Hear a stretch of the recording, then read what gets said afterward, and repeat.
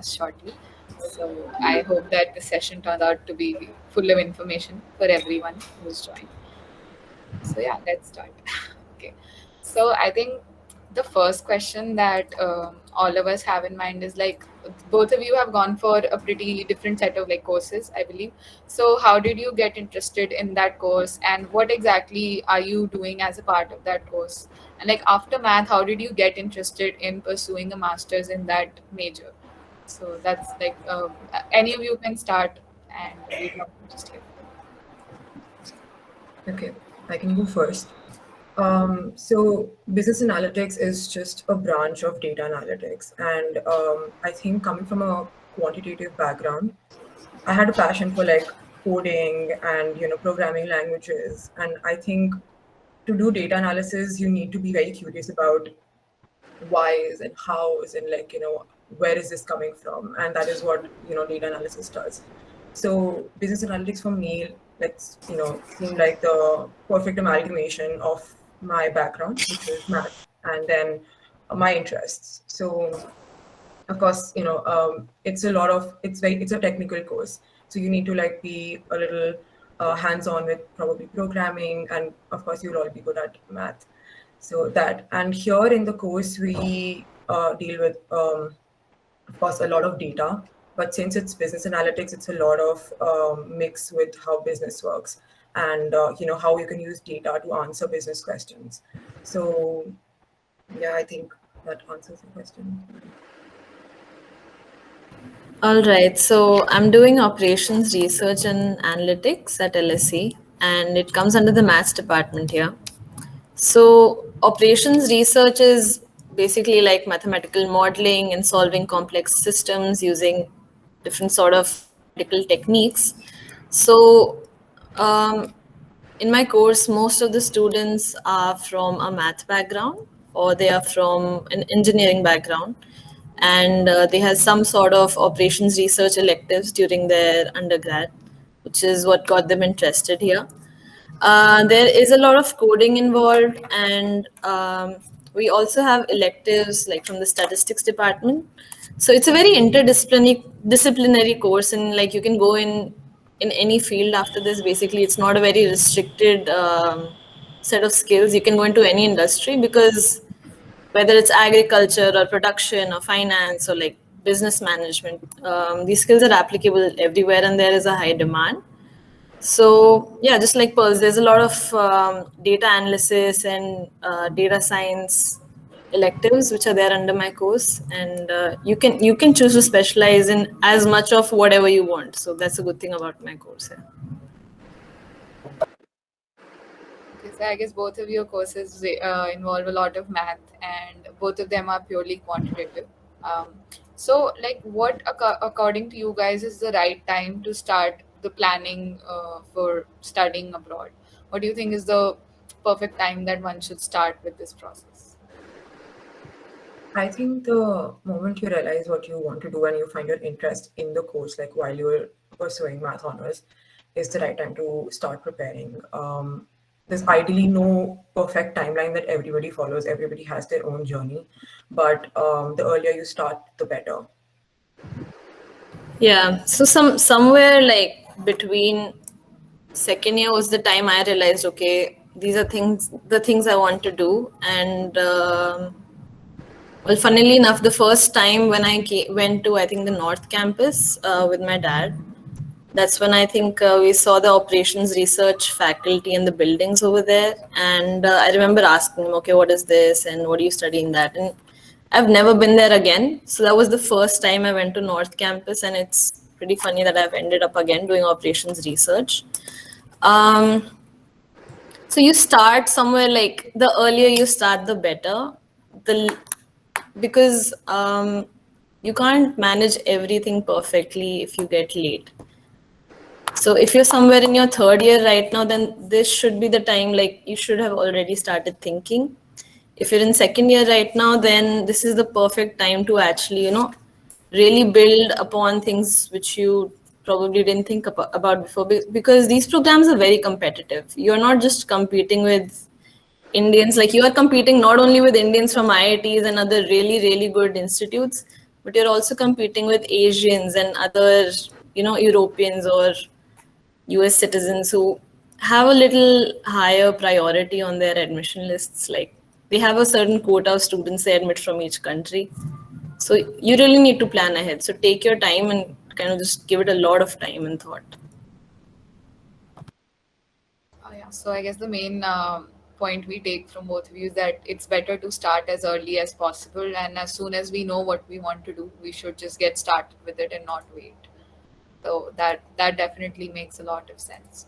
So, like both of you have gone to different countries. So, any specific reasons why you chose the specific country, or like, yeah, any reasons why you felt that you would prefer this country over any other? Um, Yeah. go ahead, and So for me, planning the countries was dependent on, I think, my family experience. My dad had been working abroad for a couple of years. We'd also lived abroad.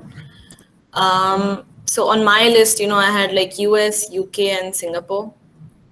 And finally, I kind of shortlisted only UK because of certain, like, what is my approach, or what do I want in my life. You really have to shortlist your countries depending on what are your life goals ahead. Like, do you just want to study there and come back in a year? Do you want to work there? What sort of work visa or other work laws do they have? Is your course a course which is in demand there? Are you going to get a job there? Because you can't go for any course and think, okay, they're going to give you a job. That doesn't happen, especially with international students.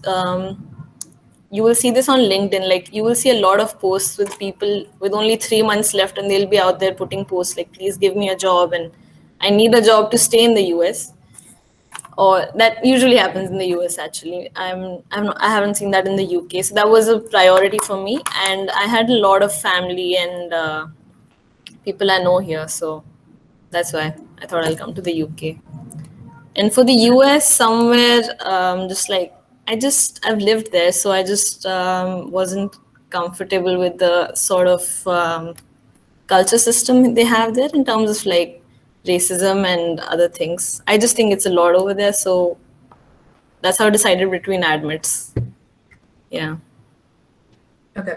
So for me, I think it was a very clear choice of coming to the US. I did not consider other countries. That was mainly because I felt that the field that I'm going in is more elaborated here in the US. While it might be good in expanding in other countries, I felt like this is where it stemmed from, and there's a lot of job opportunities. The concern that Rimjhim mentioned about the visa, it is surely there. It does concern all of us. But so there's a set of courses that are STEM courses, which is science, technology, engineering, and math. And if you're in a STEM course and you take up a job in STEM after you graduate, your university gives you a 36-month extension on your visa. So you can work for the next 3 years here in the United States on the same visa, on the same F1 visa. So if like you are at a good university, if your employment stats look good, I think it should not be a concern for you. You will end up in a job, you will be able to be here, and once like your 36 months end here, by that time you are so gelled in with your company that you can ask them to sponsor you for an H1B, which is your work visa. So while it does look like it is an issue here, most people are able to make their way through it. And yeah, so it's might look difficult, it's a long journey, but it's not impossible. Okay. So, I think before moving on to our next question, Vidhi has joined us. So, hi Vidhi. We can't see you now. Okay, Vidhi. Sorry, I just got stuck somewhere. I'm so sorry for being late. Hi, everybody. It's so good to see you all. I hope you all are doing great. Yeah, So, we yeah, are. Yeah. Yeah, hi Vidhi, how are you? ma'am, I'm doing good. How are you? I'm doing good. Hi Vidhi, Who's this? Oh, hi. Hi, ma'am. How are you doing? I'm fine. How are you? Ma'am, I'm doing great. Just at home these days. Please give me 1 minute. Give me Yeah, one yeah. minute.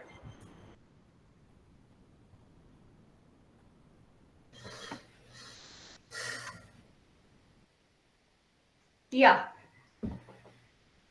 So I don't know where to begin. Please tell me how far we've progressed. I'm sorry I've missed out on the beginning.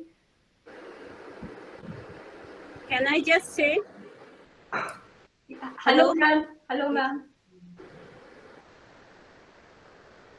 मैं बस hello बोल के निकलना है इसीलिए but hello आज sorry आज थोड़ा सा मैं थोड़ा सा वो हो गया गड़बड़ anyways wishes Vidhi, good to see you. It's good to see you too, ma'am, after so long. I miss your classes. ये बाकियों से पूछो कि लोग मिस करते हैं ये तो पूछो मिस माय क्लासेस हाँ वो बातचीत नहीं होता वो मस्ती ना वो मस्ती वाली बातचीत नहीं होता हाँ वो जो हमारा होता था वो कम होता है हाँ ठीक है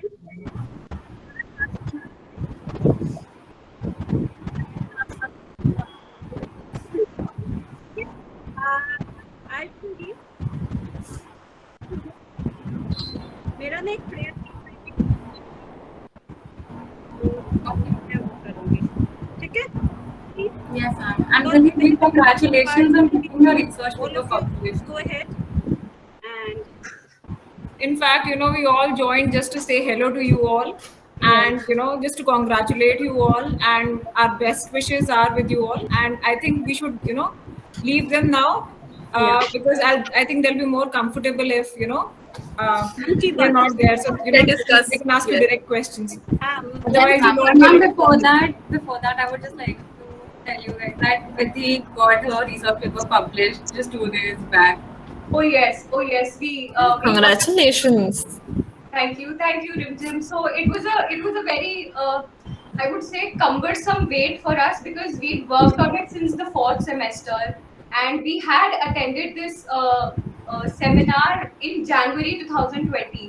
And then we were expecting the paper to be there out, somewhere in March 2020, but then it got delayed.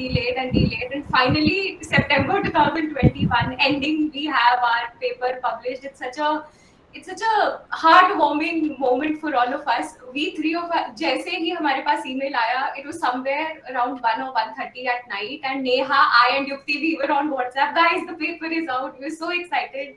And then the next morning, we shared the news. So yeah, we're kind of happy, and it wouldn't have been possible without the teachers and the department, of course. We've had lovely teachers, and we've had a lot of support for us in that sense. So thank you, everyone, so very much. And it wouldn't have been possible without all of you. So yeah.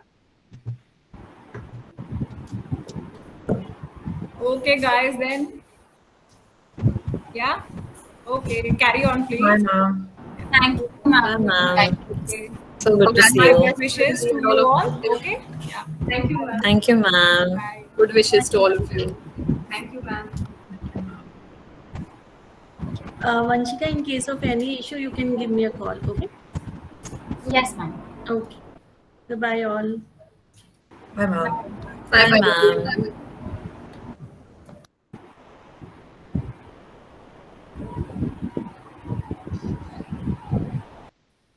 Okay, so we had 3 questions before Vidhi joined. So I think we can just group that question into one for Vidhi. So, Okay. like you applied to a certain set of universities and you got an admit from UCLA. So, how did you make your choice of country and course, and like what did you apply for? That is kind of what we just asked. Right. So I wonder why there's just one name that is the most advertised when it comes to myself. But I think that's probably because I decided to be discreet about it. So I didn't apply just to the USA. I applied to the UK, London and Manchester to be precise, and I applied to Dublin as well. So there were like a set of 7 universities that I applied to, and I got an admit from like 5 of them, which was huge for me. It's still unbelievable that I did. But then eventually, that was also because I was not, very decisive in terms of where I eventually wanted to be. I had a host of factors in the background. I could not zero in on one place, so I took a lot of factors into play. And then I chose, let's say, I had University of Columbia, I had UCLA, I had let's say Manchester, I applied to King's, I applied to Imperial, I applied to all the other places, and then eventually five of them gave me an admit. But then COVID-19 happened, and then my plans were all over the place. After thinking a lot about it, I decided to drop all the five admits. Some of you might think that's crazy. That in fact is crazy to some extent. But then I think I took a call for myself to focus more on developing myself as a person, and I don't regret dropping all the five admits. So coming to the question about how I made the choice, so there was so let's say work visa was one very big consideration for me. So USA has like a great market for work in any field whatsoever that comes, especially the STEM field, as Pearl said when I entered. So, and then the UK, especially for the fact that it's the financial capital of the world, it would have given me the exposure of the best in the stream that I wanted to go into. And Dublin, because Ireland in general, because it's a new place that's got the eye of the big names in the corporate sector. So I wanted to try out. It could have given me like an avenue to start from scratchish position, not exactly scratch, because all over the place in the world, let's say when you compare to the US and the UK, Ireland is still a very nascent place when it comes to jobs and stuff like that. So I decided to give it a go. And then I would say my grades factored in a lot in that decision. And I can't think of any more. I think I'll address as the questions keep on coming. I kind of cannot go on for a monologue for that long, so I prefer questions coming in and then giving you answers. So yeah. Sure. Yeah. So I think the next question we had was, what kind of courses did you apply for, and like how did you, get interested in those majors after maths? Exactly. So that's a good question. I applied for two courses. One was mathematical finance, and the other was data science. Data science was like a secondary, you can say, like a जिसे कहते हैं ना safe option, like a safe option for me. But I was majorly interested in mathematical finance for the sheer fact that when I studied it at college, it was an entirely new field for me. And I at that time, this is like a personal, it was very personal in the sense that I'd started reading about the stock markets and debts and equities and everything. I invested some of the little funds that I had. I started working in that direction, and I had the advantage of a brother who's also pursuing computer science engineering from like India itself, and he was also into designing algorithms, like very basic algorithms, not like proper algo trading and everything.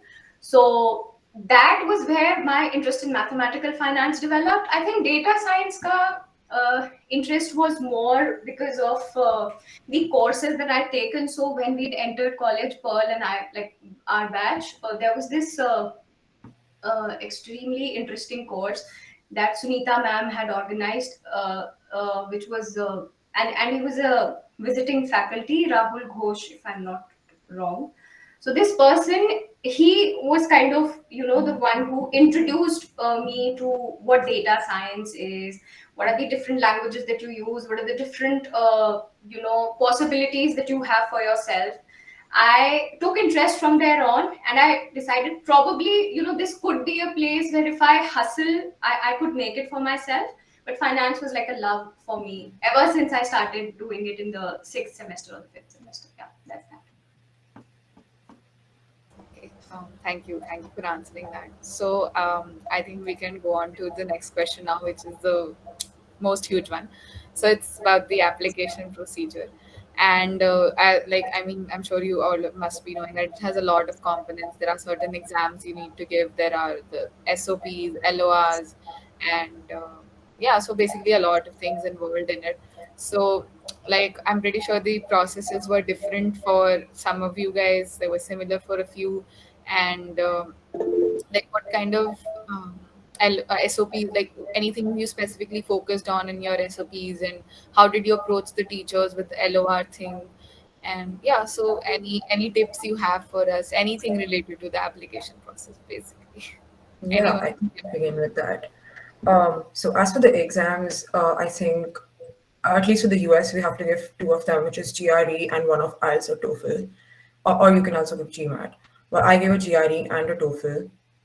Again, for that, I'd say the earlier the better. I mean, in the third year, you have a lot of things to do, a lot of things to cover, and if you can, then you should attempt it in probably your second year, or probably the end of second year, starting of third year. That's the best time. You anyway, if you're not looking forward to like a work experience right after undergrad, then you should be ready with your scores somewhere around September. September, latest by October. That's when the applications come out. And um, so the application process generally is round based in most colleges, but some colleges have rolling. So as the applications keep coming in, they keep processing, which means that the earlier you apply, the better are your chances. So again, uh, there's always there are more admits in the first round than there are in the last rounds. So you should be prepared with your scores, your essays. So every university application has their own set of essays. So you should be prepared with them. It takes time, it takes thought because it's not a it's not a system where you have to portray yourself as the ideal person, but literally as who you are. So that takes time because you're not really used to getting out um coming out so open about our personalities. And again, you should be really open in your essays. The SOP, the statement of purpose, is something that you really should start working on as early as possible. For me, it was a long process. I drafted, I think, 8 SOPs over the span of like 3 months, which is after which I decided on one. It's a process, like it's an ongoing process. Again, it would not be the same journey for everybody. It looks very different for everyone. But again, the more time you have, the more modifications you can do, and the better your application looks. Um, Other than that, your profile should be in alignment to what you're applying to. So if, for example, Vidhi applied to mathematical finance, so make sure you have some project or some internship with that, because here in the US, or I'm pretty sure even in the UK, there's a lot of emphasis on practical application of what you've learned. Yeah. So, be sure that whatever you're applying to, you have some coursework, some internship, or some project in that. So, in my third year, I interned with Samsung for 3 months in their business analytics department. So, I think that really helped. And other than that, like I took up a few courses, a few projects to help me with that.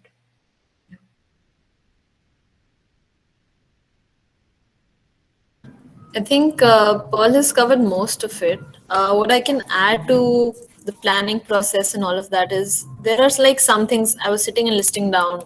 How do you break the process, or what are the things you might not think of when you're initially sitting down to do it? So SOP and the LORs and the entire application thing. Other than that, also there are some things that you need to plan.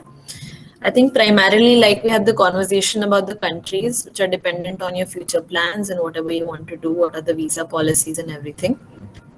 There's another very important aspect for finance. So let us say that you want to get a scholarship because of a certain reason, or you think you will need an educational loan or something. That is also something you'll have to plan ahead for. And around September or October is also the right time to start applying for these scholarships. A lot of universities have their own scholarships, and a lot of organizations or trusts fund students as well. So I would really recommend looking up these up as well in time, because those have a separate application, and you'll have to write separate SOPs and separate, get separate references for all those things.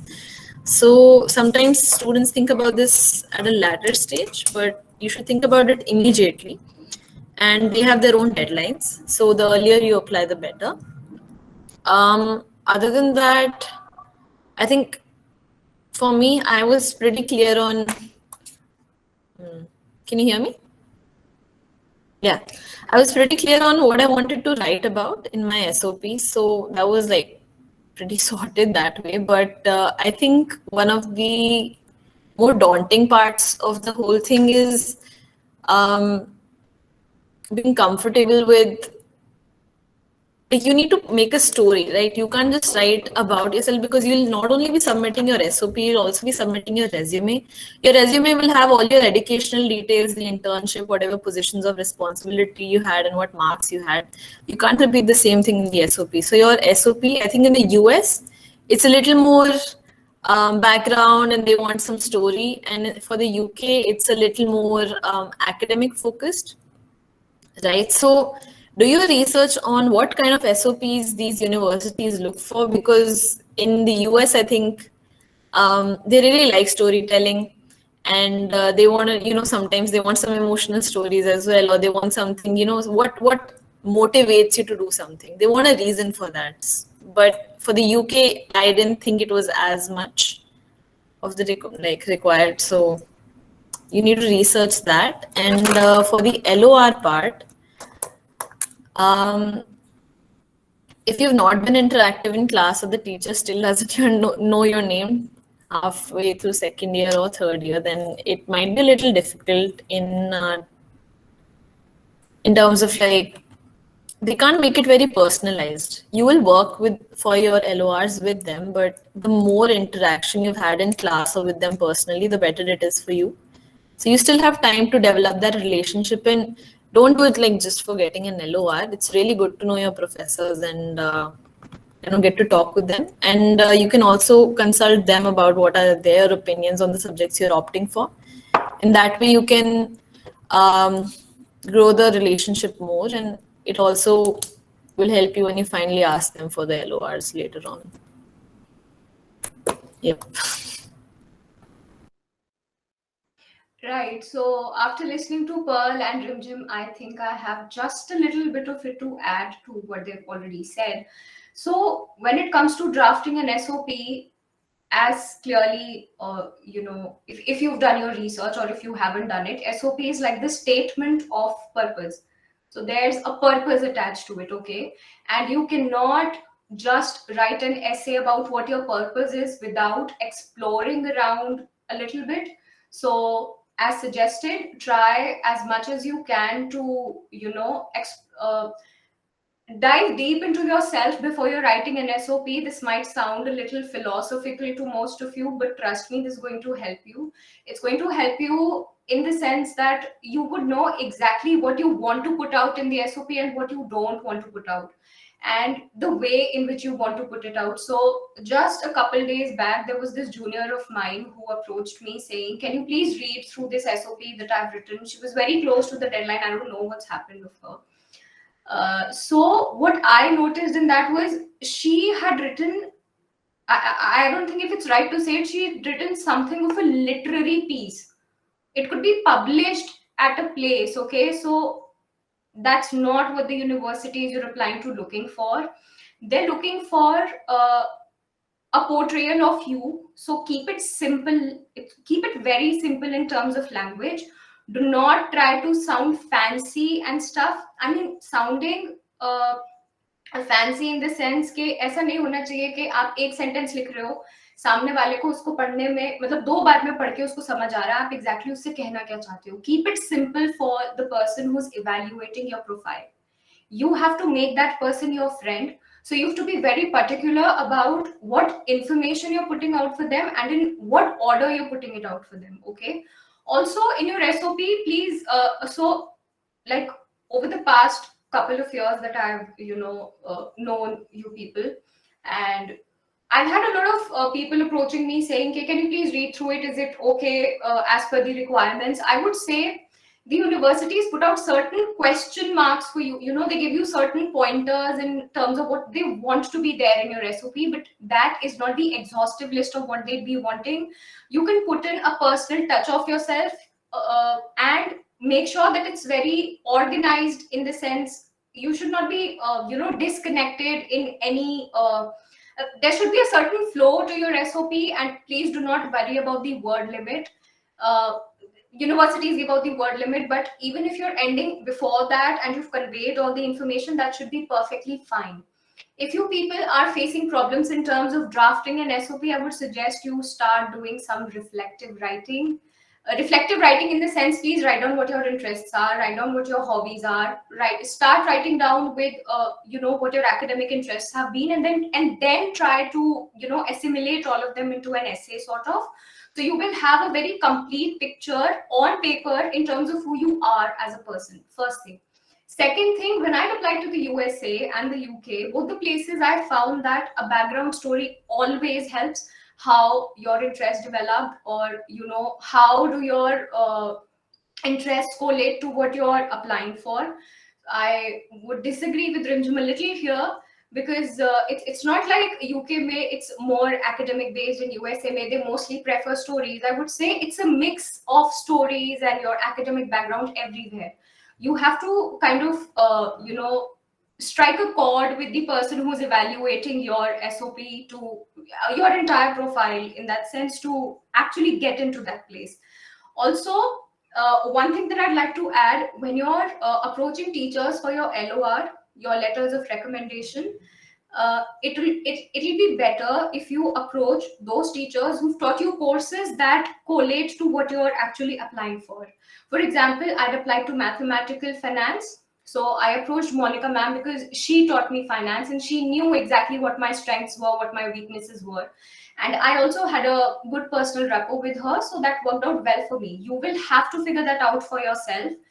And thirdly, what was I going to say? Yes, the most important part. Scholarships have been covered pretty well by Rimjhim. The thing that I'm wanting to say is, if you're somebody who's going for a research-based course, please make sure that you're in touch with the professors around there. You do a very thorough background reading of what their interests are, and you keep in touch with them regarding, how your interest, like what you want to do research in, might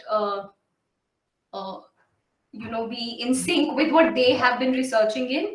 If ऐसा नहीं है कि उससे ये हो जाएगा कि your admission is 100% assured or something like that, but when you keep when they keep seeing a name, you come off as somebody who's actually interested to be in that place, who's actually motivated to pursue what you're applying for, and that kind of adds up. I've seen that with a lot of seniors of mine also. So for example, one of them went to the university, Trinity College Dublin, obviously. So she went for a master's with like a pure math master's, and she was constantly in touch with the professor regarding how I won't get into the nitty-gritty because I don't even remember. But what I know is that she was constantly in touch with the professor whose research interests aligned with what she was willing to do. And her profile was, I would say, not the most stellar profiles somebody would have. But the fact that she came off as, extremely motivated to pursue that course, so it worked out well for her. So this is something that you can carry, you can take away from this speech of mine that I've given. First of all, for SOP, don't get into writing SOP without putting down your interests and your academic interests, your co-curricular interests, and what you've done all your life. After that, start writing an essay. It would take a lot of time for a lot of people, but that's okay. As Pearl said, the earlier you start, the better. And it's going to take time, but it's not impossible. The fact that your seniors have done it, you also can do it. So have a little trust in yourself. And secondly, when you're approaching teachers for LOR, please make sure that you have a good rapport with them. And they are teachers who have taught you the course that kind of is a prerequisite for what you're applying for. And thirdly, if you're a research scholar, please make sure that if you want to be a research scholar, please make sure that you're in touch with the professors who have the same interests as you might have. That plays out well in the entire scheme of things. So yeah, that's what I have to say. Also, for the LORs, a couple of more points to add. So in the US, what I saw, they had like 2 or 3 academic LORs you will need from teachers or people who've taught you. And you will need 1 or 2 LORs. It's optional. Like you can have all 3 from teachers too, but they do ask you if you've done an internship. get an LOR from your mentor there or anyone who was in charge of you. I didn't see this in the UK. It was not there in LSE. So they only wanted academic LORs, which is why I thought there was like a difference in the kind of things they wanted to hear. And what else? Okay, yeah. Regarding LORs, if you need, like, let's say you need 3 LORs to apply somewhere, talk to more than 3 teachers. Okay, because you don't know end moment pe what do you write with which teacher, and which one do you think might look better, or what also might happen is that some teachers in the, like, when you're in your third year, a lot of students are approaching them, so it gets very difficult for them also to keep up with your deadlines. So the more people you ask, the better it is, because then at least you'll have something beforehand, and then in case you're running out of time or something, then you won't be worried about that one LOR which is still left from that one teacher or mentor at the internship. I think, yeah, I was gonna say that it can be very daunting to ask people who are so senior to you for LORs, and tell them, "Acha, ye likh do please," या फिर this will look good, or maybe you can use these adjectives for me. Like Vidhi said, this reflective writing thing, it can take weeks to do that. You really need to sit down and think, okay, what sort of a person am I? Am I good at this, good at that? Am I really this person, or am I, कुछ बहुत ही casual adjectives हर लोग अपने लिए use कर लेते हैं. Don't use the word passionate everywhere. Okay, everyone says they're passionate. For what? How? Why? You need to prove you're passionate about something. So look for better adjectives. When you do this reflective writing thing, it will give you a sense of, okay, just open. Okay, we are all not that great at creative writing. हमारे पास AECC जो था, that was also a very general thing. People who are applying from abroad are they have done a lot more of creative writing in school and higher level. So spend a lot of time on looking for the right words, not only for your SOP, but also for the LORs. You will give some keywords to the teachers. They will ask you, okay, is there anything you want me to put in? So वो सोच के रखना और उनको बता देना. And yeah, there's one more thing. I'll just think about this and I'll get back. Yeah. I'll just add on to the LOR thing. So generally, teachers will tell you to write the LOR and give it to them. They would generally not take the burden of writing it for you. So have it like prepared, in advance. Even if you don't know who's writing that LOR for you, just prepare like drafts for it, because as both of them mentioned, it's more of a show, don't tell. Okay, so like portray a story, just don't give the pointers. So be prepared with that. Additionally, I think a lot of colleges that I applied to were asking for 1 LORs, and at that time it becomes really difficult to decide which one to go forward with. My suggestion would always be that your transcripts speak for themselves. So if in case you have an LOR from some work experience, some company you interned with, that's always better in case you have just one LOR to submit. Because just like I said, your transcripts will explain what your teachers are trying to say, but what will not be mentioned explicitly in your application would surely be what you did at your internship. There might be some questions, but it's good to hear from whoever your mentor was at your internship or like your work experience. So it's good to like add that LOR if there's only one option. Also, when what you write in the SOP is from your perspective, what's written in the LOR is from your professor's perspective. So the kind of adjectives or the words you're putting in both places, the language should be different, or the words should be different. Like if you're saying, I am good at this, then the teacher should be saying something else a little indirectly, but it should prove the point. Okay, if I say that I'm very good at team building and I'm very interactive and all that, I'm good at making friends, then maybe the teacher's statement should be around, they were good at interacting with their classmates, and I always found her to be a bridge between what I wanted to put forward. And like, you get the point, right? It should be it should have a correlation, but it shouldn't be so direct that someone who's reading it figures out that you've told your teacher what to write. Okay, be very careful about that. The moment you said correlation, you spoke like a true analyst. Yeah. Right. So I might have like a couple of points to add here. When I applied to King's, this is very specific to my experience when I applied to King's College London. So they people prefer more of why you want to make it to King's only. So I don't know what kind of cynicism is that, but it's okay. You know, people have it. Yeah. Rimjhim agrees. So make sure that you have a good thorough background. You know, you've done your homework when you're applying to the UK, because my dear, UK colleges are so, this is on record, so I would not say, you know, something that kind of puts me into trouble, but you get the point.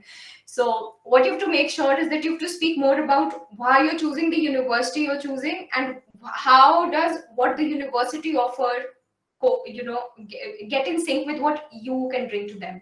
So that's what I observed when I was applying to the UK. And secondly, when you're applying to the US, one thing that worked out for some people that I know is that when you have somebody in your close friend circle or somebody in your family who is already a graduate from a university that you're applying to the US, that pans out extremely well for you if you mention it in your SOP.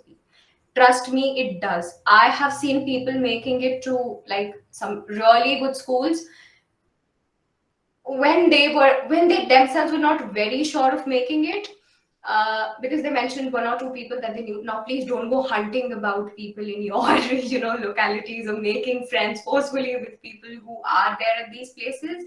But yeah, if you have somebody in your family, well and good. Please mention about them, the kind of course they the course that they pursued, and what are they doing in their lives, and how did they motivate you to apply to the university that you're applying to. This is very US specific.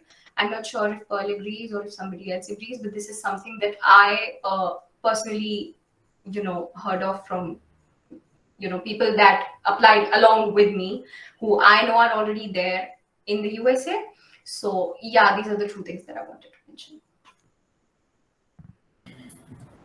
Thank In you. the SOP, yeah, one or two last things. So I also read SOP very recently, and you have to be very mindful of your language and how you're putting it. Like Vidhi said, you know, they want to be hyped. Someone at the administration is taking only 2 minutes to go through your 500 or 1,000 word essay. They are not going to want to listen. हाँ मतलब मुझे कहीं भी admission दे दो मैं खुश हो जाऊंगी. You have to tell them you want to be there and you will die to be there. Like इतना ज़्यादा desperate नहीं, but just like put the point across, because it will reflect from your what you've written. Like I think one of them mentioned that you should look up professors or what they're teaching, what are the research interests. Even if you're not going for a research program, you should still know who are the professors, what are they teaching, and what are your courses of interest there. You should be connecting with alumni from the course that you did and ask them, okay, you know, which professor's class was the best, where did you see the most interaction, and usually like mentioning something about this in your SOP does wonders, because they know that you've gone out and done your homework. There's actually a running joke, I think, at Columbia that someone so MIT has this thing, right? Someone writes in their SOP, I am waiting for my admit day, MIT ko capital karke. And someone just sent their SOP to them. They just replaced MIT with Columbia or something, and it went as Ad Columbia Day. So you really need to sit and personalize everything you write. You can't sit on the last day and be like, मैं बस word replace कर देती हूँ और एक दो professors के नाम लिख देती हूँ. Each application will probably take 3 to 4 days to personalize. That's once you're done with everything, you'll need to personalize it for a couple of days as well. So give yourself the time and rush में last day पे मत करना. Last day पे reviews भी मत मांगना ज़्यादा लोगों से, because they'll tell you to change things and then it just brings down your confidence level, I think, when you're applying somewhere good. Yes, I think we got a lot of good tips from all three of you. The tips for the LOR and the SOP, and we'll definitely try to keep all of these in mind. But yeah, these were really helpful for us. Thank you so much for bringing these forward. And I think the next question I had was regarding the finances. Like, how are you guys planning to manage your finances? Have you taken up any part-time jobs, or did you apply for any scholarships? Or yeah, so basically, how are you going about with your finances? I think I can start. Um, so generally, I'd say at least for me or in the US, a part-time job with your master's is not really recommended because it's already like a really fast pace. Some colleges like mine don't even allow you to take up courses and allow you to take up jobs besides your um, course because it's already like a 1 year course. It's rushing and you really don't have time for all of this. For scholarships, I think both of you covered that the earlier you apply, the better scholarships you get because they're more, let's say, open about giving scholarships in the beginning than they are towards the end because they've run out of the resources that they wanted to invest. So once like you're applying, it's always good to mention that you need a scholarship. Some colleges have a different application for scholarships, so keep that in mind. For me, I got a 20% scholarship from Duke, but like I got some colleges that gave me like a 90% scholarship too. But that really depends on your application and the time that you apply at. Yeah, I did not apply for any loans, but like if you want, you can reach out to me for that separately. Right, like Pearl said, even my course is very fast paced. It's only a 10, it's like they say it's a 12-month course, but it's actually only like 2 months in this term, 2 months in the next, and then 3 months of working on a project or dissertation.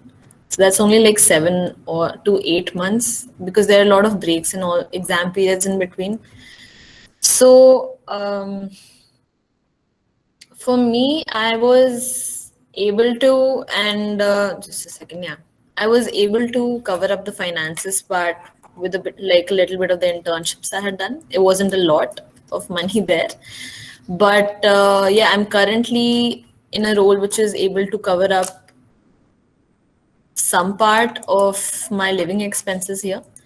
And I wasn't really eligible for scholarships because if they ask you for your financial background and all of that. So I am self-funded here, but I am able to cover most of my expenses, living expenses. So once I get a job, I think it also depends on which industry you're going for, what are you studying. So if you know that you can get a job, then you can cover those expenses later on as well. So it depends on how stressed you are for the funds when you have to decide for these things. And how do you look for a scholarship was a very difficult question, which I thought, like when I started applying and stuff. If you search for scholarships on the internet, you might not find as many resources as you would if you kind of dug deeper and reached out to people who are at the university currently, their classmates or people in their network. So like LSE has a LSE India group. I only got to know about a couple of scholarships because I joined the group and there were other people applying and they were talking about, okay, did you hear back from this place or that place? So if you would want a list of scholarships specifically for the UK, sorry, then I could compile and I guess share it with you. Another good place to look for scholarships would be LinkedIn. LinkedIn पे बहुत लोग अपना जैसे scholarship मिल जाती है, कोई trust उनको scholarship देती है, तो then they put out a post that this is why we are supporting the student and this is where they are going to study. If you're not on LinkedIn already, well, this is a separate point. Please make an ID, connect with people, make that effort, and you'll find lots of things there which will be useful to you in the long run. Another place to look for scholarships is you'll find a lot of Telegram groups, और उसमें हर जगह से लोग होते हैं, and वहाँ पे जो चीज़ें तुम्हें मिलेंगी, like it's a very like it's a treasure basically. If you look for the right group and find the right people there, you will get to know about so many things. That's what I'm doing here. Self-funded and able to cover my living expenses myself. Right. So when I did apply for these universities abroad, um, I didn't really go out of my way to look for scholarships, partially because I was self-funded, and the other part was because I did actually have you know, a scholarship from like Columbia was like, okay, Columbia was like the only place that didn't give me a scholarship. That was like a slap on my face. I did get in there, but without a scholarship, that's a different story. But from the other places, I had like a 30% scholarship or a 40% scholarship, let's say, from practically all the places that accepted me.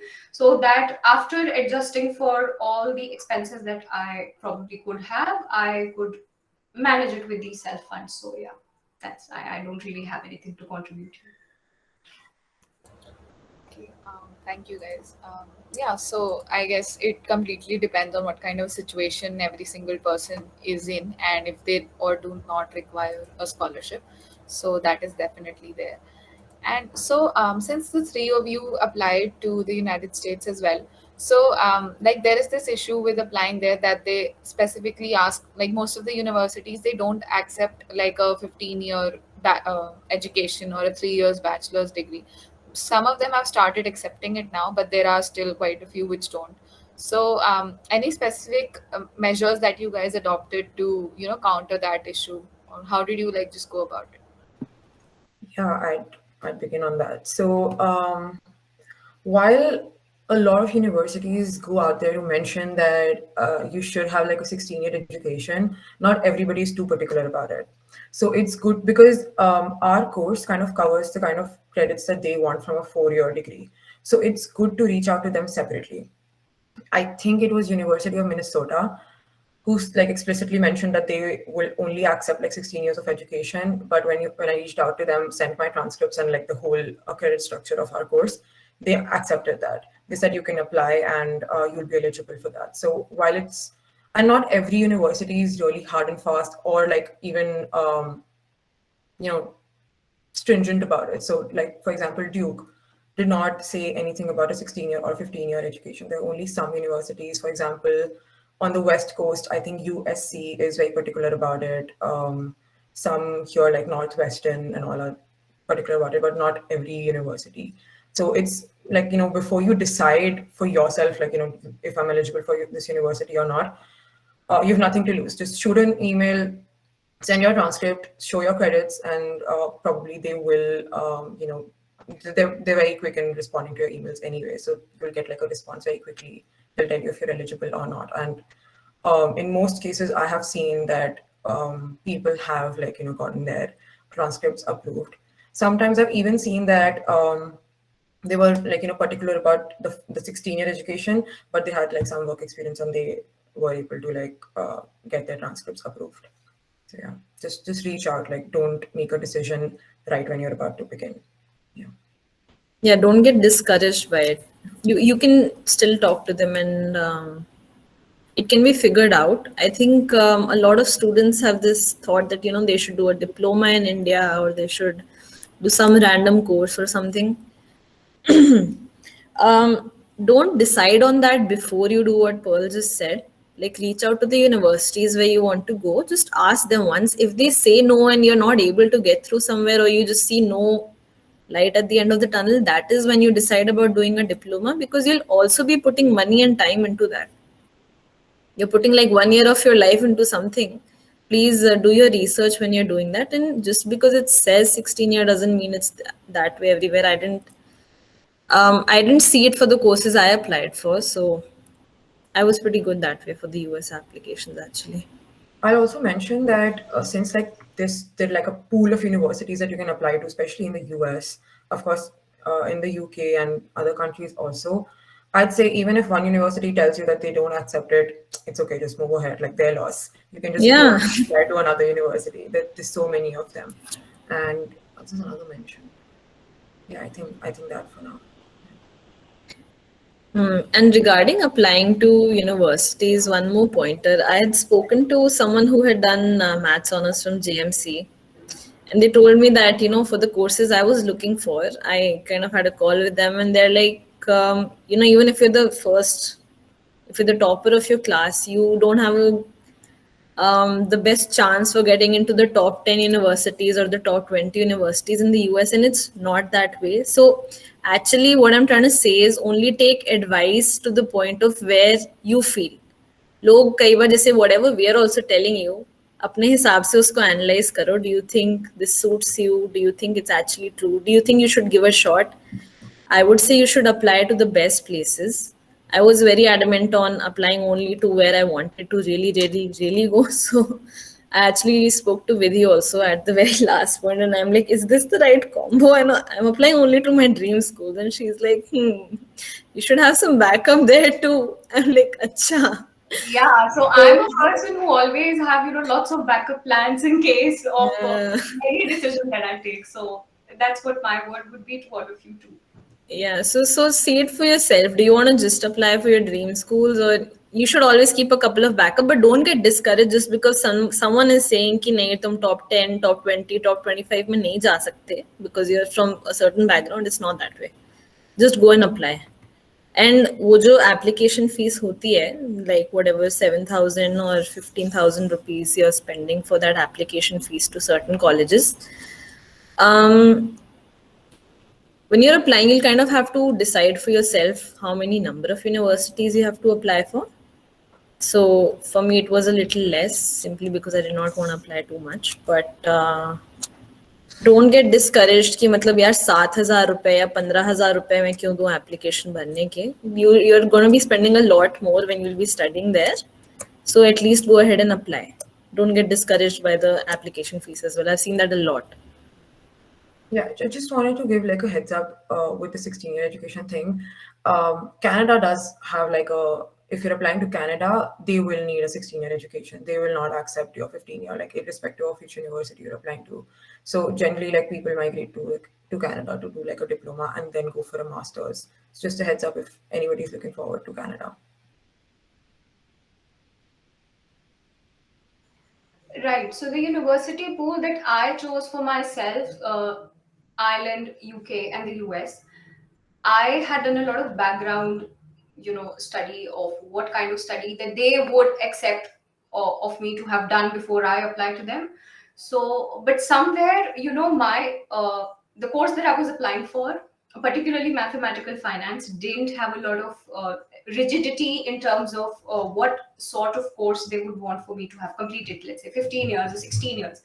And some places, as Pearl said, reaching out to them really helped because some of them actually accepted WES evaluation, if you've heard of it, WES evaluation.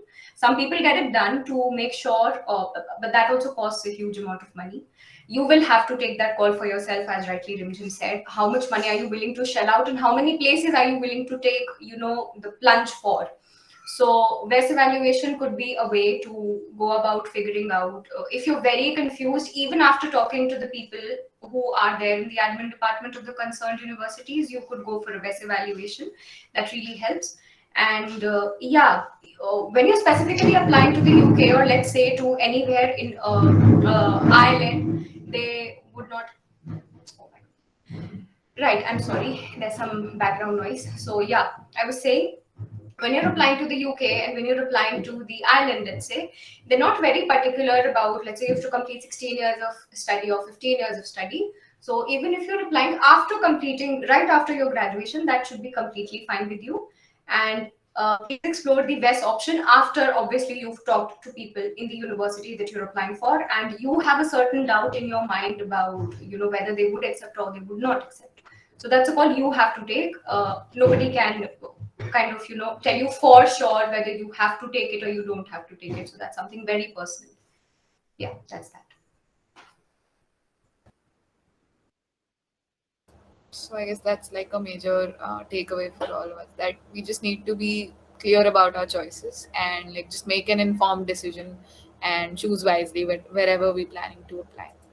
So I think those were all the questions that we had planned out. And now if anyone in the meeting wants to just put up some questions in the chat box, they can go ahead and do so. We already have Devika, yeah, Devika is there in the chat box alone. Devika is super excited with a lot of questions.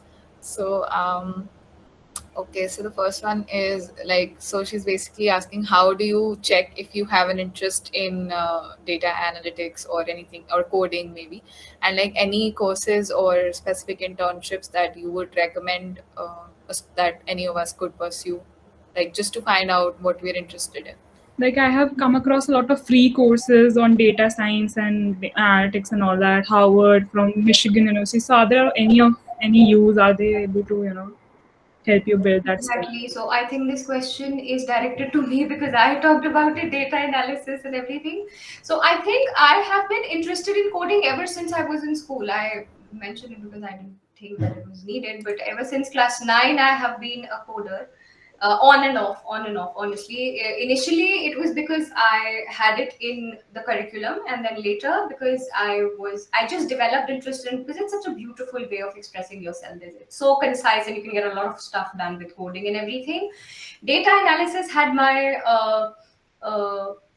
interest, as I said, because of a certification course that Sunita ma'am introduced. I'm not very sure if it's there in JMC. That was really helpful. He gave us a lot of sources that we could study from. I will see for you, Devika, if I still have that group on my WhatsApp. I could direct you to the teacher himself if he can guide you better. And in terms of courses that you want for data analysis, I would suggest please go to Coursera and the likes that you said from Harvard or from Michigan. You can explore them, but I would say please take this advice with a pinch of salt, because these are very old courses in terms of how fast this field is developing. So you'll always have to keep on your toes. Try to look for something that's very recent, let's say 2020 or 2021. Most of the courses that are there on Coursera, or let's say Udemy, or etc., whatever, they're from like 2015s and 16s, when this field was only developing. It was very nascent. So they would not help you as much as the courses that are coming now would help you. But if you're somebody who doesn't have a background in data analysis at all, and you want to start exploring from scratch, these courses that are there from 2014, 15, 16 onwards, you can start with them. You can see if they keep you hooked right from the very start till the ending. And if you're interested in more, you can go ahead with courses that have come out in 2020, or let's say 2021. I would suggest that. That's that. I'll add on to that.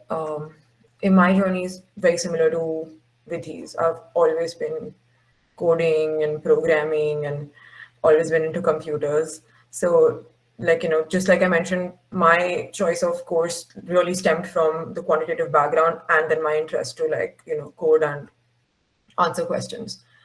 Coming to taking courses, I would disagree a little here, saying that old courses, are a little, I mean, the new courses are better. For universities like MIT or Columbia or, the high level universities, what they do is, if you notice on Coursera, they archive the course after some time. So they archive the course, they take the feedback from students, and they reiterate the course, and then they put it back on the website. So they do modify a lot. And I'd really say that these courses help a lot, because once you come here, you'll realize that everybody's coming from a different background. It's good to have an upper hand. You do come from a quantitative background if you're looking at data analytics, but it's a lot of probability and statistics. I'm sure you guys would agree. It's a lot of probability, it's a lot of statistics, and the amount of statistics that we do in college is not enough. So it's good to pursue a few courses, probably take a few internships for sure. Even if you're not able to find internships, I know it does get hard. It's a lot of pressure. If you're not able to find internships, I would really, really, really recommend go on to Kaggle. It's a website where you can find data sets. Pick up a data set and start working on it. It really, really adds to your resume. It's really appreciated here if you're applying to a course like analytics, because this is what you do. So if you have like a little knowledge of how to approach a data set, how it looks like, it would be great. So it's okay. Doesn't have to be like a full-on internship. Just take a data set, work on it yourself. Reach out to alums or anybody you think can help you with that, and get started. Like, doesn't have to be like a particular way that you build your profile. It really, really adds to your SOP also. That's really, really helpful. Thank you so much. So I think this is adding on to the Coursera part. There's a question that do you think that you should go for the certifications of these courses, like buy them, or just auditing them is fine? Um, as long as you're learning, anyways, okay. If you like are very particular about getting a certificate, go ahead. But my focus was more on learning. I did like pursue some, certifications that were like really important, probably MIT, Harvard, HBS, and all of that. But then other little things that you just want to get started on, I think you can go ahead without a certification. So, oh, Yeah, sorry. I got disconnected, so I'll just add in my thing. I was a commerce student in school, so I didn't really have computer science in 11th, 12th, but my best friends in school were like very interested in coding and programming, so I kind of always kept up with it. And when I came to JMC, like I think one of the first advices I received in college was to please do programming along with math, because um, you'll see that math students, the kind of courses that we have, or whatever course structure that we have in DU, it allows us to kind of understand programming languages quicker than a lot of other students from other backgrounds do. So you really have an upper hand there. And matlab, you're not at a loss learning something new, especially something like programming. In fact, if you are at all planning to go in any mathematical or thoda bit tech related field, you'll have to know something or the other. Take the time and do something. Matlab, you should do some courses. You can't leave it for the last moment just to write it on your CV. You can't just do it on the last day कि बस फटाफट videos देख लो and all that. You really, I mean, you'll be in trouble then later, is what I'm trying to say. And also, like, Pearl and my courses are like very fast paced. So what that means is that if you are going for these courses, you kind of need to be good at them already, these programming languages, because तुम यहाँ आ जाओगे फिर तुम्हारे पास बिल्कुल time नहीं होगा सीखने का. You can't sit then and think कि अच्छा let me just learn it abhi. It doesn't work that way. And also learning these things alongside will help you to adjust in the learning environment here. Like if you do a couple of these courses, you'll understand, okay, how are their teaching methods different from what is done in the Indian classroom. And then when you're actually here, it helps you to adjust better. I think, like, even in terms of what they're saying, it'll let you understand their accents, and whatever they say is completely different from us. So I guess you should do some of courses before you apply. And as far as internships go, it's hard for math students to get programming internships specifically, but you can definitely get something like related to analytics or something. Like I think Pearl did how did you get the Samsung internship? Was it an open internship opportunity or something? Because the ones that I got, I think I got one through Neve when I applied through, because I went to the Venki's career fair, and then yeah, and because of these two internships, I got my other two, which are also in the same field. So you kind of need to explore whatever portals are there and make use of the contacts, connect with people, and try to get internships. I don't know, how many like work ex people do you have in your course, Pearl, at Duke? So for my course, the average age is somewhere around 25. So I happen to be one of the youngest people here. So Yeah, a it's the lot of same people, for me. yeah. Yeah. So people come in with work experience, but I think it really kind of depends on the quality of work experience you have and how much you were able to do in what amount of time. So it's okay, like doesn't matter. Right. Like moving on to like this MBA question, I'd say the average MBA age in US is somewhere around 29 to 30. Not the Yeah. good time to go for an MBA program like right now. I know in India we hold the perception of going for an MBA right after your undergrad. Here, MBA is a big thing. It's not stemmed out of what you pursued in your undergrad. It's how much experience you have, what kind of experience you have, what kind of company you worked in. It does not work the same way here, and it's not even recommended. It's not recommended at all, because till the time you don't understand business, till the time you don't understand how corporates work, you won't get like 10% of the course. Yeah.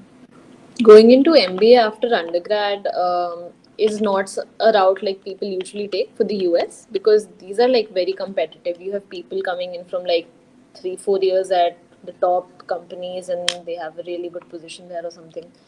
So if you're going specifically for MBA, then do consider some WorkX. I wouldn't say that, for my course you don't need WorkX. I got in. A lot of other people my age completely without WorkX are there. But for MBA specifically, you should have some WorkX, definitely. Okay, so we've exceeded our hour here, and we don't want to hold you guys long. So I'll just ask like 1 to 2 questions more, and then we'll just wrap it up. So I'll just combine a few questions that I have here. So one question is that, like, do you need to hire some kind of consultant for the applications, and do you need to take any classes for the competitive exams that are required? So did you guys go for something of that sort? So Pearl mentioned 2 exams, I think GRE and IELTS or GMAT. IELTS के लिए from my observation बहुत ज़्यादा ज़रूरत नहीं होती है, because it's not a very hard thing to crack. The only thing from my own personal experience I would recommend is please work on the writing portion, because we don't do a lot of that. And for GRE and GMAT, it's good to get it's good to get into some sort of classes just to keep up with it, because if you're in your second and third year and you're doing this exam preparation alongside, then having like a couple of classmates who you're studying with, especially in online mode, तुम अब घर पे बैठे बैठे क्या क्या कर लोगे अकेले. तो उस terms में, if you think that you're not able to motivate yourself or you need some sort of a classroom to be in, you can consider it. But just enrolling in a class doesn't mean you'll score very well. So keep that in mind. You'll have to work on those scores a lot. Yeah, I completely like agree with Rimjhim. In the end, what you score is purely dependent on how you prepared for it. It does not depend on which classes you enroll for, and it's very subjective. Like some people do well in classroom setup, some don't. And for me, I really, really needed a push. So I did enroll in Princeton, the Manya group, and used to like take classes after college there. But you don't really need to do that. If you're okay with preparing yourself, that's okay. Just like Rimjhim mentioned, I gave TOEFL, so you don't really need coachings for that. I would really suggest, because both of these exams do have like a verbal portion. Like a TOEFL is completely verbal, so it's good to like give both of these in a flow. So if you're giving GRE in probably 1 week, and just like 2 weeks later enroll for a TOEFL exam and just give it, because you're in the flow. You don't really need additional preparation for a TOEFL or even IELTS. Right. So I would say when I prepared for GRE, that was the time when we just got done with, I think, our fourth semester exams. I don't know. So we had like a 2 month break. So I gave it a shot because I was very apprehensive about the kind of questions I saw, especially in the verbal section of GRE. Though I have been a reader, but I was really scared of the questions that came. That is not to scare you at all. What I would suggest before you go for a coaching for GRE, please take out, these previous year questions, or not previous year questions, I would say practice question sets are available online. You could go through them. If you need some, I could direct you to some sources. Please remind me, one of you, right? And when you're coming for TOEFL, as Pearl said, it is better to take them in a very, give them back to back if possible, like in a week or 2 weeks maximum, because the kind of preparation that you do for GRE in terms of verbal is way above and over what you would need for IELTS and what did I say? I'm sorry.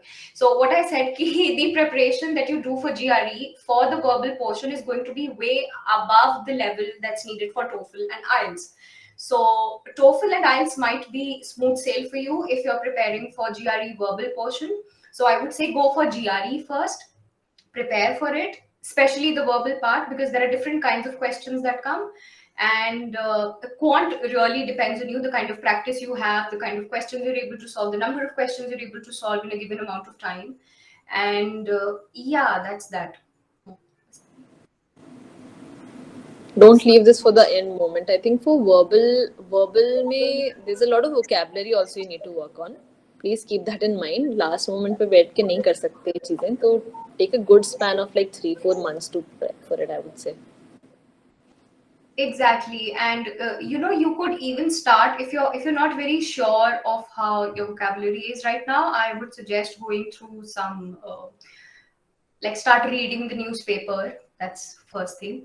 And secondly, you could start reading literature in general. Just read it like a storybook, not for the sake of taking something from it, except the new words that you encounter.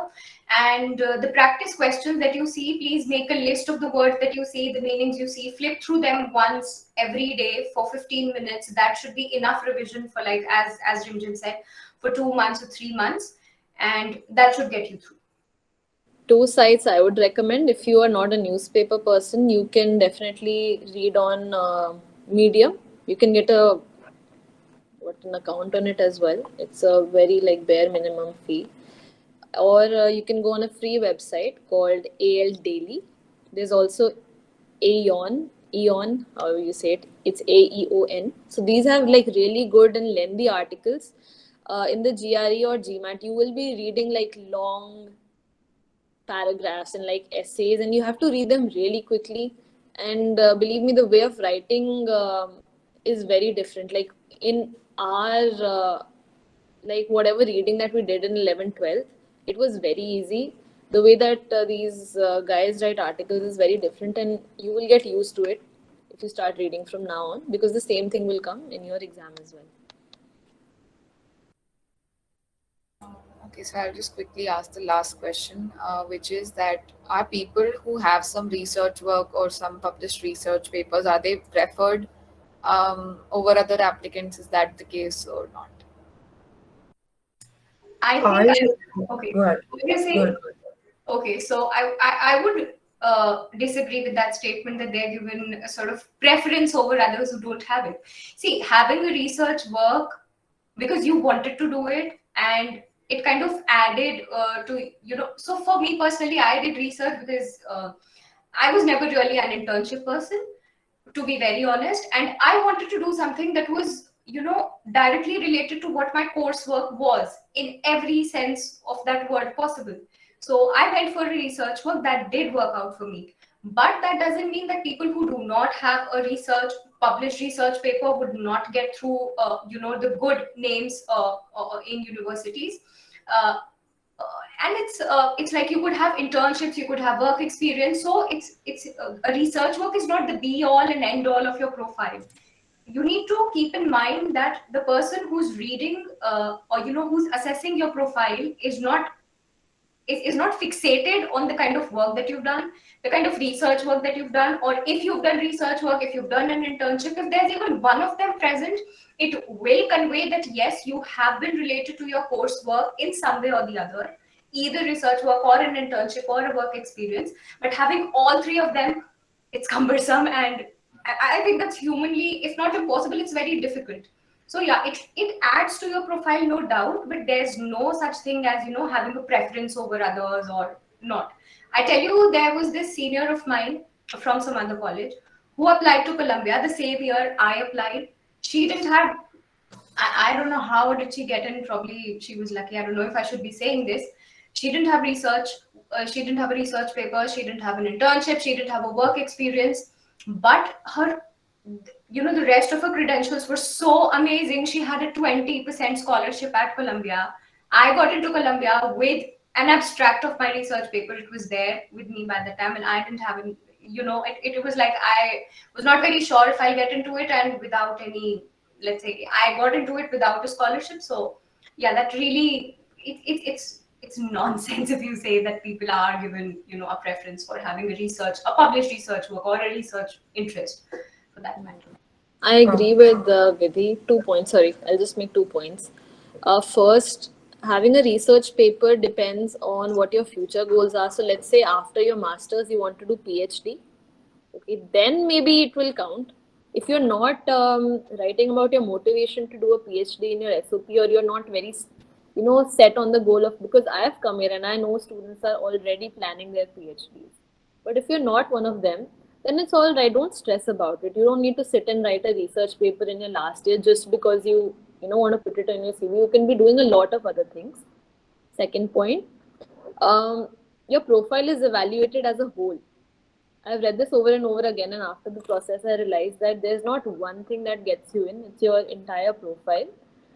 So work on it like as a whole. The whole package should be good. It's not like if you put one thing, it will become better. But just try to make sure you're good at a couple of things so that कहीं पे कुछ missing ना लगे. Just make the whole a really good package. That's what I'm trying to say.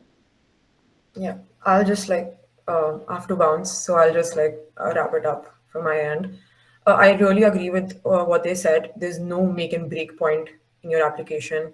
It's really funny how we try to evaluate everybody's profile and say, oh, how did this person get in and this person did not. We don't know, the nitty gritties of their profile and what they put in their application. Sometimes we just know what's from the face value we judge it, but generally people have really good applications and that's why they get in. So there's no make and break. Make your application your own. Doesn't have to comprise of the ideal ways. For example, an internship. Like I said, you can pick up a random data set from Kaggle and start working on it. It's your project. Doesn't have to be mentored or anything. There's always an alternative to something that you find ideal in somebody's application. So just make it your own, make it very personal, and really reflect on who you are. So because the admission officer has never met you, they don't know who you are, where you come from. So whatever you're writing in your application, make sure that this person, without even seeing you, can portray you. So I think that's what really works for a lot of people. And I always tell everybody to really personalize your application and give a lot of time. With that, I jump off the call because I have to leave for a class. It was amazing connecting with you all. It was really good to see Rimjhim and Vidhi. And I hope you guys got some good insights from us. I hope you're studying well in class, Pearl. I wish you make us proud. Yeah, I'm trying to go to college more often than I did in GMC. Right. That's a touchy topic. Yeah. Thank you so much. You guys take care. It All the was best for the really process. great to have you with us. Yes, I'm going to leave my LinkedIn link here in case anybody wants to reach out. You anyway have my number, so share it with whoever wants to reach out, and I'll be available for anything that you want me for.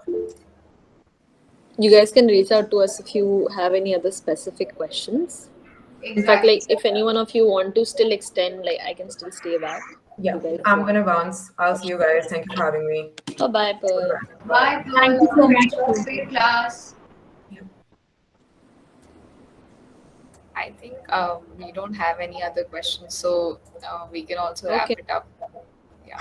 So thank you, Vidhi. Thank you, Rimjhim, for joining us. It was really great to have you here, and I'm sure a lot of us got many different points, and you guys summed it up pretty well for us. So best of luck for your courses, and we hope you enjoy your time doing whatever you are. Thank you so much. It was a pleasure to connect with you guys, to see you again. And if you have questions, please reach out. You can find me on LinkedIn. Yeah, and just one last thing. Please remember, you can't exactly, you can take our advice, but you can't think कि उन्होंने जो करा हम same चीज करेंगे तो हमारा हो जाएगा. सबकी journey अलग होती है. It's very personalized. So just stay true to yourself and reflect your best self in your application, because I'm sure you'll be applying to prestigious universities. And we are here wishing the best for you. If you need any help, please reach out and we'll be happy to help. Right. So I don't really have anything to add to what Rimjhim just said. She summed it up so beautifully. Thank you, Rimjhim. You reduced my job. The only thing I'd say is that please reach out to me in case you need help. The third years have been reaching out to me since ever. People from other colleges have been reaching out to me since ever. So I'm always ready to help, always available on mail for you. I'm not very sure about calls and messages, but yes, I do check my mails regularly. So if anybody of you need to get in touch, I think Vanshika has my mail. She does. Great. She'll share it with you, and please get in touch with me via email. I can also, I have a document if any one of you would need it, if you want to start from scratch. It was given to me by Shreya Gupta. I think you had an alumni talk with her from, she's in the USA currently. I got in touch with her when I was applying. And that's a really useful document if you need it. I can send it to Vanshika. I said I will share all the resources I have at my disposal for your help. You will get them from me. If you need them, please go through them, see if they help you. And yes, please remember, whatever we've shared, the three of us, Rimjhim, Pearl, and myself, we've shared our personal journeys. These are not, there's no one size fits all approach when you're applying to universities, anywhere for that matter. Please make it a very personalized application. And yeah, that's it. Make it a very personalized experience for yourself. Enjoy the experience. Don't take stress about it. Start early and have faith in yourself. As I said earlier, also, your seniors could do it. Your seniors could do it. People have been doing it since ever. So you can do it too. All you need to do is start with a very positive mindset. Be at the right place at the right time. And there is no way you would not make it to the places you want to be. So with that, I think I'll also bounce off. And all the very best to all of you for college and for your applications abroad. And I have somewhere to be, so I think toodles. No, how do we do this? I'm sorry, I'm not very good at this, so yeah. Thank you, Vidhi. Yeah. Thank you so much. Bye. Bye. Thank you so All right, much. guys. Yeah, I'll leave as well. So if you have any questions, please reach out. Thank you, Rimjhim. Okay, bye-bye. Bye, everyone. Thank you for joining. Thank you guys for joining in.